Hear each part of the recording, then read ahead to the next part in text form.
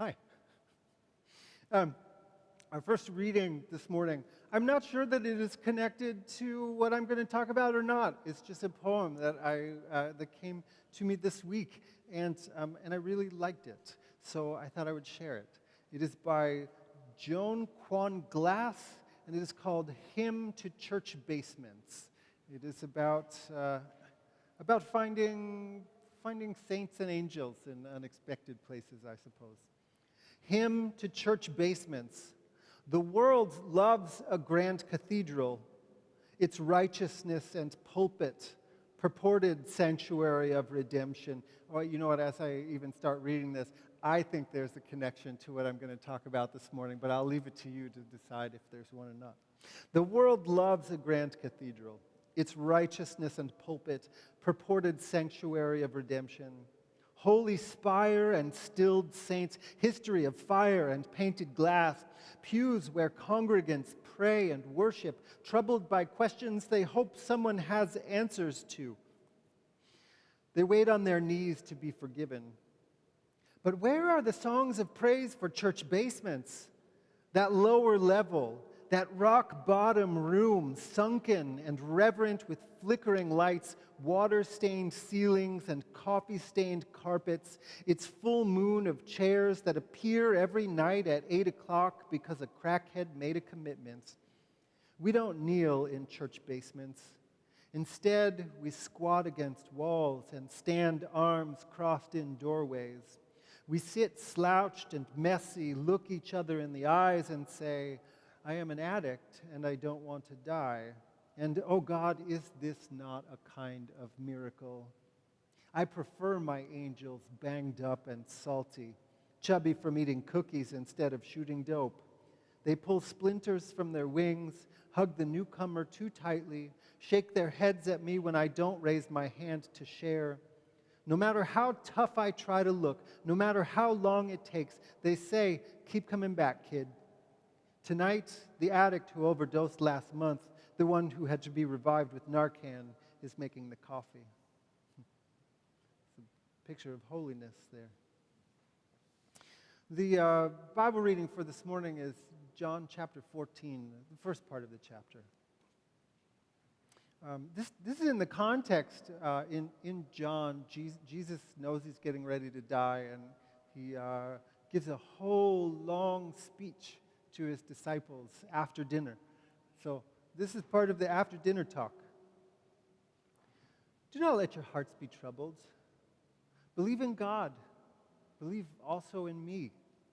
In my parents' house there are many dwelling places. If it were not so, would I have told you that I am going to prepare a place for you?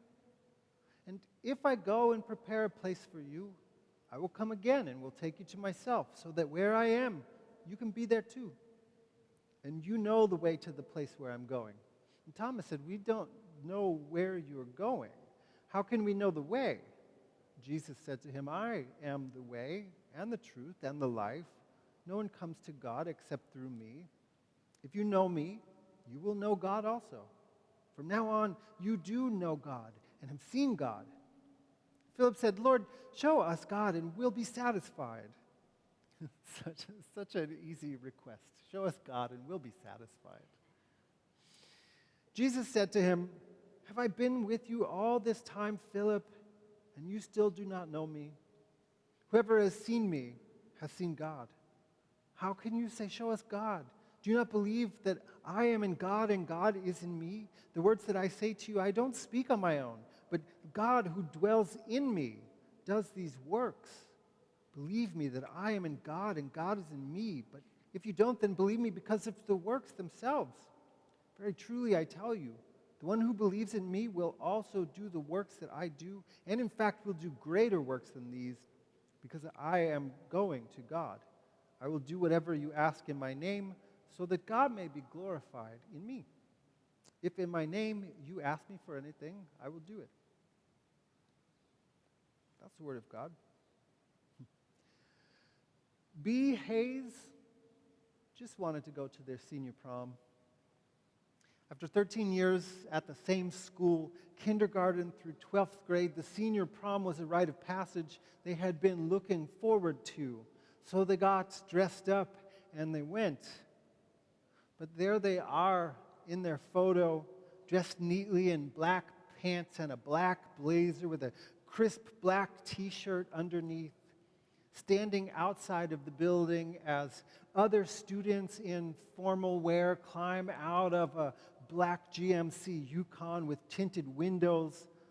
Those other students look like they're about to head into the building for the dance. B, on the other hand, was denied entrance. They stood for the camera holding a sign that said, "They wouldn't let me in because I'm in a suit." B. Hayes uses they, he pronouns, but was assigned female at birth, so the Nashville Christian School declined to let them enter into this culminating event of their time there. In a caption that accompanied the photograph on Instagram, B wrote, "My name is B. Hayes. I'm 18 years old, and I've been attending Nashville Christian School for 13 years. My senior prom was today, and I wasn't allowed in the door because I was wearing a suit.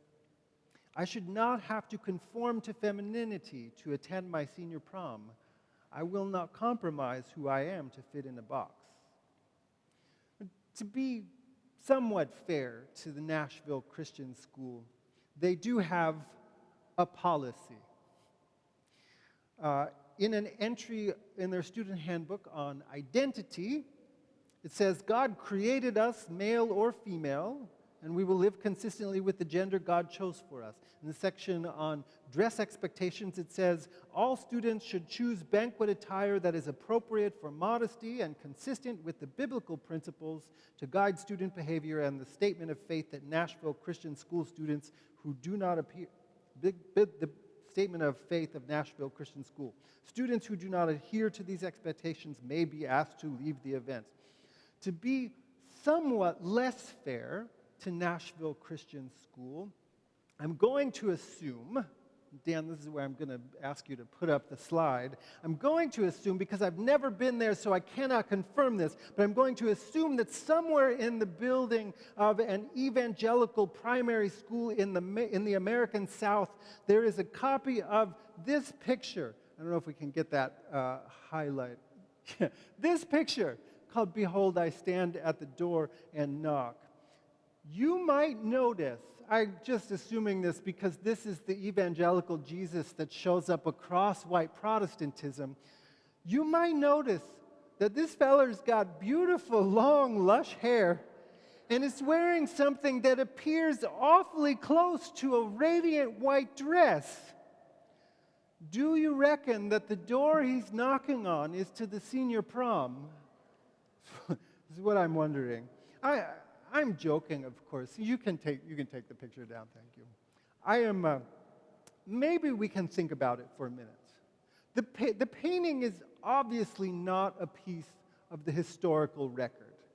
I'm not sure where that Jesus was born, but I am certain it was not anywhere near Palestine or Nazareth.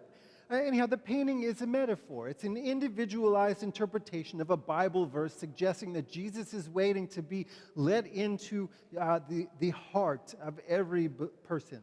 So it's an imagined version of the resurrected Jesus. It raises the question for me, if the evangelical imagination has room for the Jesus of heaven looking like that, why does it not have room for B. Hayes in a suit? Or why not dictate that cisgender boys should dress like that, like this, for their formals? And if the rejoinder is that the painting just reflects what clothing might have been like back in Jesus' time, doesn't that indicate that gender expectations are, after all, fluid and that they change with culture? I'm being deliberately obtuse and kind of ham-fisted, making way too much of a mid-century evangelical depiction of a white Jesus. It's been a busy week. Sorry. But seriously, maybe the people who imagine the Jesus of heaven looking like that should also spend a little more time with the Jesus of the Gospels. They might start to notice that he did not spend the majority of his time with, nor did he have an abundance of really kind words for the gatekeepers of righteousness. Those folks instead tended to grumble that he spent a lot of his time with tax collectors and sinners, whoever they didn't like, with people who existed outside of cultural respectability. There's an irony about this morning's Bible reading. The Jesus of John's Gospel offers himself as uniquely connected to God in the context of a final meal and a long discussion with his disciples in which he prepares them for his impending death. He tells them that he is the way and the truth and the life, that God is found through and in connection to him.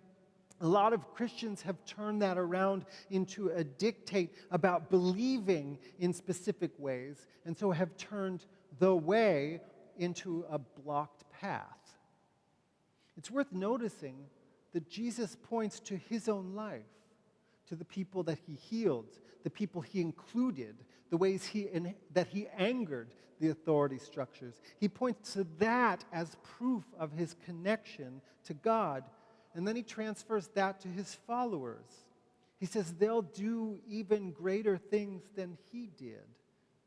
We who follow Jesus, our task is not to be gatekeepers who keep people out. We're supposed to live in such a way that all people might flourish. There's a poem that I've quoted in church before.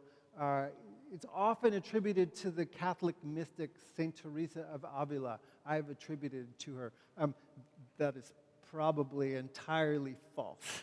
Nobody has found it anywhere in her writings. In fact, it seems more likely that it comes from, it's the work of a 19th century Methodist minister named Mark Guy Pearson, a Quaker medical missionary named Sarah Elizabeth Roundtree. But anyhow, whatever its source, I think it's worth quoting again in this context. The statement of Jesus saying that his followers will do greater works than he did. It says, Christ has no body now on earth but yours.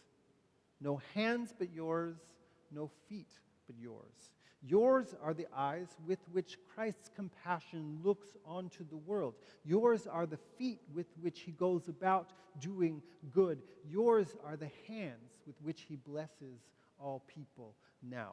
Blesses, notice. Pathways, not barrier. Invitation, not rejection. Solidarity, not obstacle. In Nashville, B. Hayes spoke the truth. It kept her out of the prom, kept them out of the prom, my apologies, but spoke the truth nonetheless. Put it onto Instagram. In Nashville, Marcy Allen Van Mall saw B. Hayes' senior prom post on Instagram. She and her husband, Derek, own a venue where people play live music right in town. She said it broke her heart to read about a high school student being barred from that rite of passage. So the two of them decided to offer their venue to host a private prom for B and 25 other people.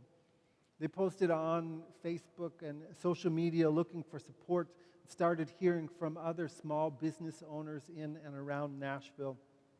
A woman who owns a home goods stores in Nashville jumped in. Dozens of other vendors offered their services. Florists, photo booth companies, designers, photographers, restaurants. Someone started a GoFundMe page. The Van Malls are planning to use the funds raised to pay the small business owners who are contributing, and the additional money that comes in is going to be split between two local nonprofits that B. Hayes chose because they support LGBTQ student rights, and they've been helpful throughout Hayes' high school years. So all of this truth-telling and this support of the truth-telling, this way-making instead of becoming an obstacle, in a state that ejected lawmakers who agitated for gun control after another school shooting. This in a state like so many others that where Jesus is held hostage and turned into a weapon. This in a state that has harmful laws on its books and more under consideration. It almost starts to sound, this story of B. Hayes and the community gathered around them, it almost starts to sound like a parable Jesus himself might have told. Which of these people, would you say, acted as B. Hayes' neighbor? Jesus points the way. Jesus is the way. Jesus is a way maker. Say it however you like. Jesus' way is the way of welcome and of hospitality. He started this whole thing off, after all, by saying, I'm going to make room for you in God's house. And if followers of Jesus are going to do greater things than Jesus did, then the power of that will lie in how well we do at creating spaces where all people are welcomed, all people are known, all people are loved. And this is God's good news. Amen.